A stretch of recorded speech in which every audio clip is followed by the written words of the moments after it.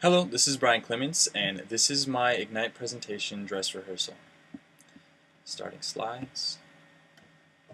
Growing up in a rural area in Northern California, our house was supplied with water from an underground aquifer via a well. I vividly recall a distinct difference in flavor between our water and that of my friends across town, which tasted slightly bitter and metallic. This is my earliest recollection of drinking processed city water. The flavor was most likely chlorine added to kill any bacteria, but what else were they adding, and is it good for us? Treatment plants like this one in Dunedin, Florida have been adding fluoride to their water supply since 1993. Implemented in the 1940s, fluoride was added to the water supply to aid in the prevention of dental caries in children. After fluoride toothpaste hit the market, dental health began to soar. But something else was on the rise. A recent national survey by the Centers for Disease Control found dental fluorosis, the discolored mottling of the teeth, in 12 to 15-year-olds at 41%. It's over 4 times the amount reported in the 1950s. The availability, potency, and inconsistency of use of over-the-counter fluoride products are all factors that need to be considered when determining fluoride intake. Excessive use can cause the porosity of the tooth's enamel and, in extreme cases, erosion. Other than the known sources of fluoride, we are also getting fluoride in our food. Food that has been grown or processed with fluoridated water can also be a high source of fluoride in our bodies. With all of these unknowns, it is nearly impossible to pinpoint just how much fluoride we are putting in our bodies. Shouldn't the people know how much medication they are taking? And why is it that we're still mass medicating the general public? Even when water fluoridation was proposed, it was met with heavy opposition by scientists and researchers. By 1990, fluoride was hailed as a wonder drug, but by the end of that year, there was scientific evidence to prove that it was actually negative to our health. Neurotoxicologist Dr. Phyllis Molinix, in Christopher Bryson's book, The Fluoride Deception, explains how fluoride toxicity rivals that of even radioactive treatment. Can you imagine if what we thought we were doing was good for us was actually bad? Molinix tests were done with pharmaceutical-grade fluoride, but where does the fluoride they're putting in our water come from?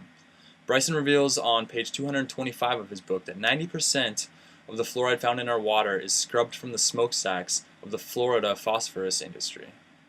Even with pharmaceutical-grade fluoride, toxicity is still a risk. The Infectious Disease Society of America published a journal showing that an antifungal treatment caused fluoride toxicity in blood plasma. Other than the body, the brain is at risk as well. Harvard researchers have linked lower IQ levels to areas where there is high levels of fluoride found in the water. 36 of 42 studies also echoed the same response.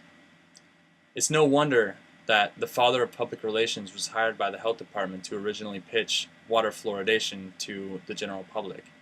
The same man who helped Big Tobacco expand their demographic, getting more and more women to smoke. How else would doctors convince the general public to put a poison inside of their body? Doctors said it was okay to put the same compound that is found in tear gas in our body, the same compound that is found in the atomic bomb.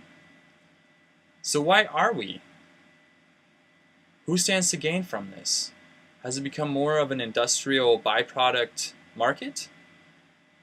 Who's the RO factory that or the RO treatment plant that I showed you in Dunedin, Florida, uses or spends an estimated $16,000 a year on fluoride, and that's one small community. You do the math. It's time to get back to the natural. Though fluoride may have been beneficial to us in the past, it's proven scientifically to be dangerous to our health. So what can you do? Arm yourself with the facts. Inquire as to the amount of fluoride you are ingesting through public resources. Inform others. Reach out to your public officials in an effort to stop water fluoridation.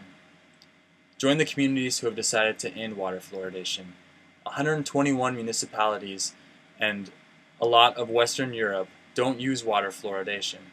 They don't partake in this mass medication through our most vital resource. Reclaim the right to medicate. As a consumer, you have the choice on what you need to buy? Shouldn't you have the right of what medicine you are putting in your body? No one drug should be administered to the general public as a cure-all. Fluoride is a known poison, though it has proven to be beneficial to dental health in the past. Increasing studies show it puts a risk to our bodies. Water fluoridation is an outdated practice, and it should be ended. The time is now. Thank you.